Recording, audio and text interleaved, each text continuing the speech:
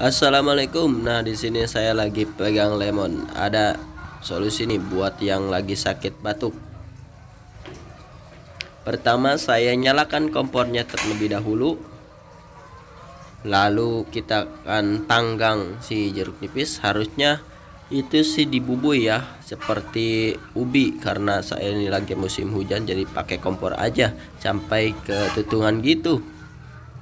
Nah, setelah itu kita langsung melakukan proses pemotongan dan diperas ya ke dalam gelas. Kita akan dibelah dua lalu diperat dimasukkan ke dalam gelas. Nah, sudah itu kami kucek dan ditambahkan madu ya tadi.